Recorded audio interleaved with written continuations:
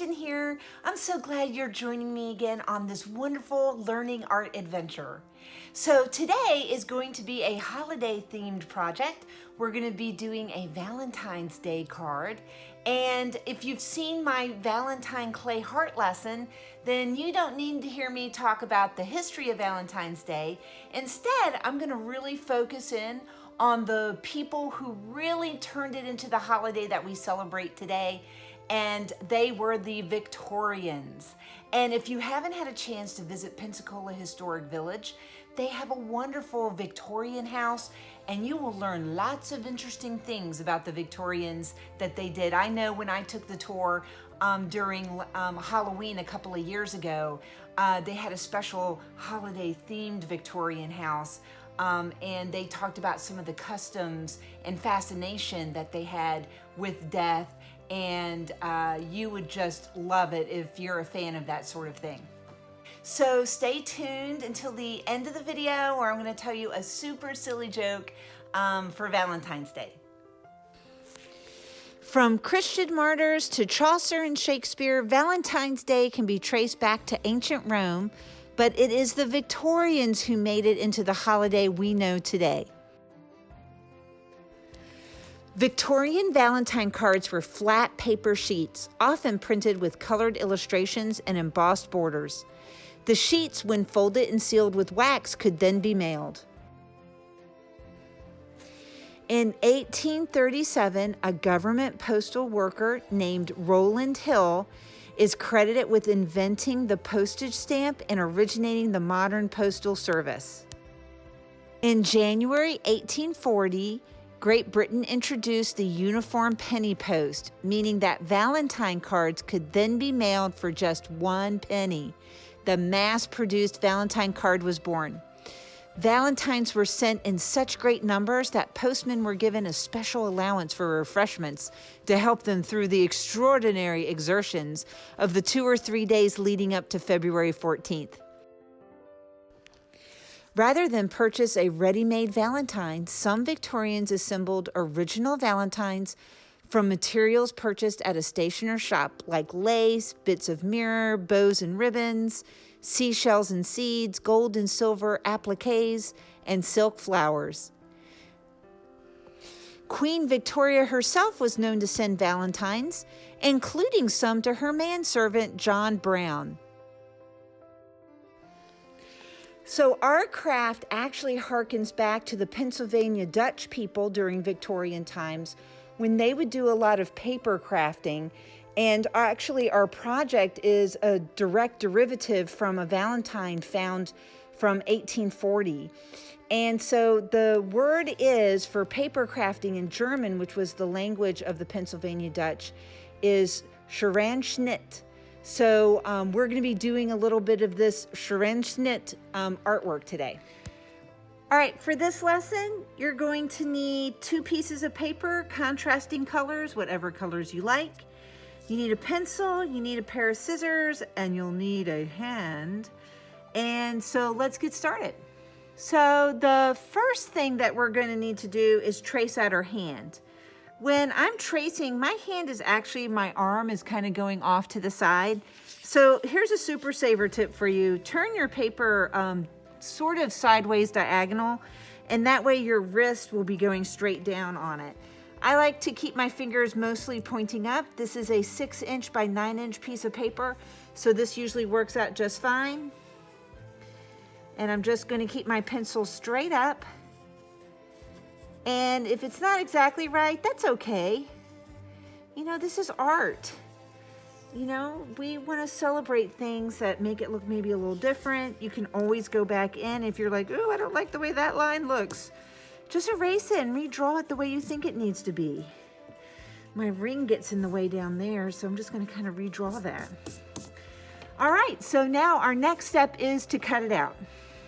As always with cutting, one hand does the holding and turning while the other hand is doing the cutting.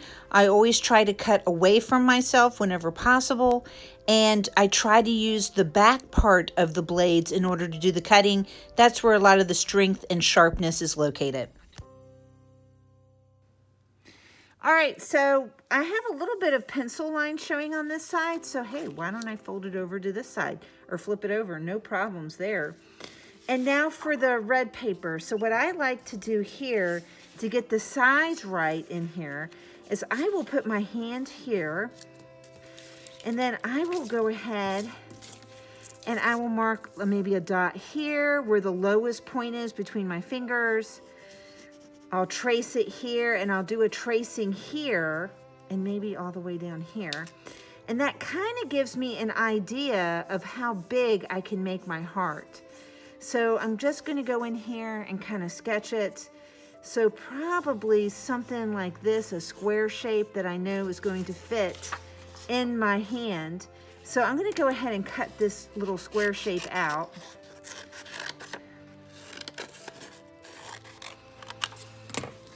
And double check it, make sure it looks like it's going to fit. So maybe I need to take just a little bit more off on this side. Yeah, I think that's gonna work. So now what I'm going to do is I'm gonna go ahead and fold this paper in half because we want our heart to have symmetry. So here's the crease right here. This is the side that's open. And I am going to make a half a heart that will fit on this paper pretty well. And then I'm gonna go ahead and cut out that line, just like so.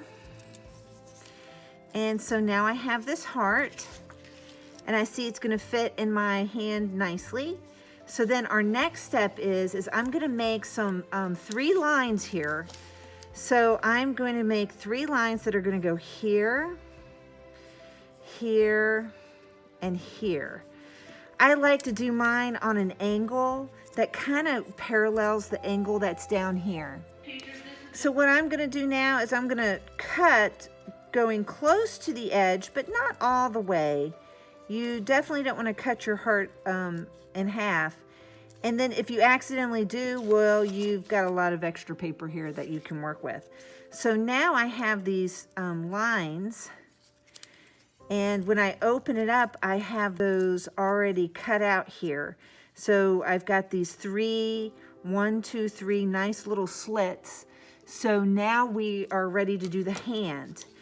So because I folded the heart and looked at it normal while I drew these lines going up, I am actually going to fold my hand, making sure those fingers are parallel over here because we don't want to lose that space. Take a look, it's shorter on this side, so let's do it on this side. And what I'm going to do is I'm going to do 4 lines that are angled downward here. So 1, 2, 3, and then 4. So I now have 4 lines. So now I'm going to cut those. 1, 2, 3, and 4. So now when I open it up, I have 4 of these little chevron or upside down V shapes here. So now our next step is to kind of weave these together. Now for a quick micro lesson on weaving basics. So before we get started showing you how to weave the 2 hearts together, I wanted to show you how paper weaving is traditionally done, and this would really work for most basic weaving. I have a whole nother lesson on weaving that I do with finger looms or straw looms, so I'm not going to talk to you about a lot of those terminology, because if you're familiar with that video, you already know this stuff. So what I'm going to do is show you the basic paper weaving principles. So here I've cut some paper, green paper, into some strips here, and I'm going to take more strips of an alternating color, and I'm going to go over, under, over, under, over, under, so that I have a pattern there.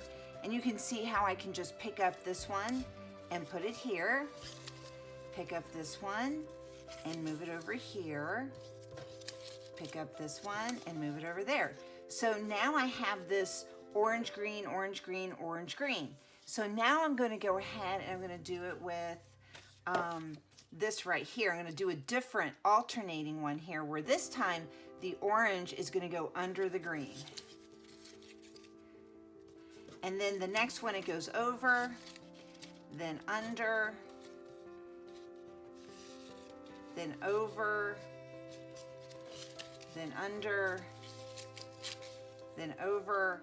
And you can see that when these are brought together, that they make this great checkerboard pattern, and you would repeat by doing the first row pattern again. But it's the same thing all the way through, over, under, which is the really basic interlocking fibers of clothing. There are different, more complicated ways of weaving, but this just tells you the real basics, shows you the real basic patterns there are for beginning weaving. So this is kind of what we're going to be doing with the hearts, but the hearts are going to be interlocked together. So I'm going to show you how to do that. So with weaving, one goes over, one goes under. So if our first one starts off going under, then the next one will go over it. And the same thing for this here too. Over, under, over, under. And so sometimes you're going to have to like look and see. So it looks like if that one is over right here, I've got to put that one under. And then for our next one, like here, I know that that pink part is going to have to come over. So let's look here. So you can see that's over, under, over, under. That one should be under. This one should be over. Then I think this pink one here, let's get this. So it looks like here there should be a pink one showing up. So let's get that pink one in place. So I have to actually go back and kind of evaluate what needs to be where, which is okay. Sometimes it's helpful also to look on the other side. So now I'm looking at this. So I think this one has to be over, and then this one has to go back under. This one's going to go over. Sometimes, like I said, it's helpful to look on the other side and see what's going on here. So this bottom one is over, under, but this pink one is not. So something's going on with that one that I need to look at.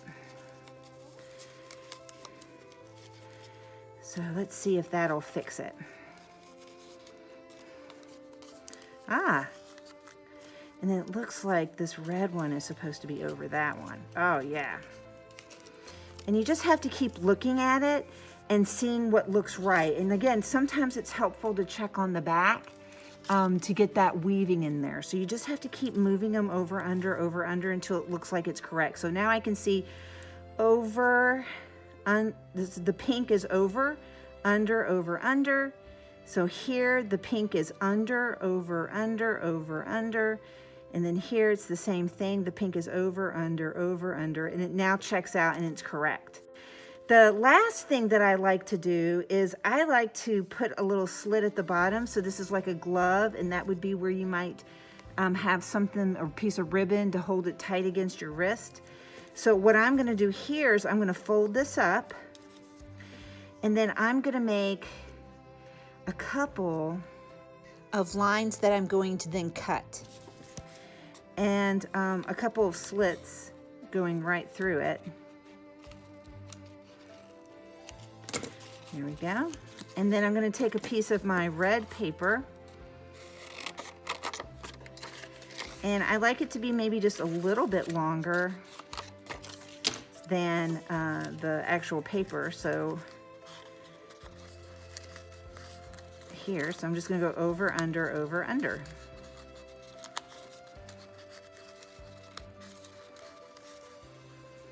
There we go. And that is your completed heart and hand Valentine. So you could address it to someone here, to and from, or maybe even along the fingers, or you can add extra decorations with markers or crayons. Oh, I hope you enjoyed that lesson. I know I certainly enjoyed teaching it. It is a little tricky, but I know you can persevere and self-evaluate and improve it until it's just right. All right, so for today's super silly joke of the day, how did the phone propose to his girlfriend on Valentine's Day? Gave her a ring. Ring, phone, ring. Oh, okay.